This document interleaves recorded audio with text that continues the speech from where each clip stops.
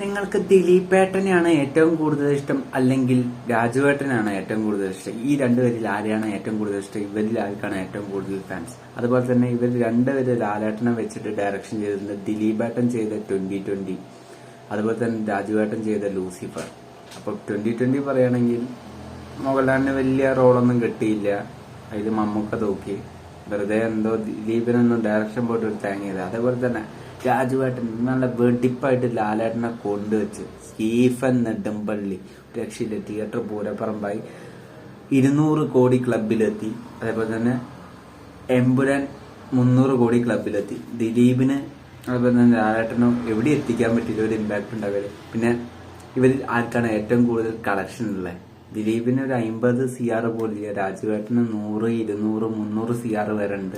മലയാളത്തിന്റെ ലാലേട്ടനും മമ്മൂക്കയും കഴിഞ്ഞാല് ഒരേ ഒരു രാജാവ് രാജുവേട്ടൻ. പിന്നെ അതേപോലെ തന്നെ ഈ രണ്ട് സിനിമകൾ ബബ്ബ പിന്നെ മലയബുദ്ധം, ഇതിലേതാണ് നിങ്ങൾക്ക് ഏറ്റവും കൂടുതൽ? ഇത് രണ്ടും ക്ലാഷ് വെച്ചാല് ദിലീപിന്റെ സിനിമ 50 CR പോലും കേറൂല.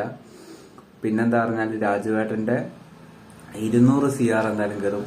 ഏതാ ക്ലാഷ് ജയിക്കുക പറഞ്ഞാല് വിനയബുദ്ധയെ ജയിക്കും. അപ്പൊ നിങ്ങളെ അഭിപ്രായം പറയും. എന്തായാലും ദിലീപിന് വലിയ ഫാൻസ് ഒന്നുമില്ല വേറെ കാര്യം.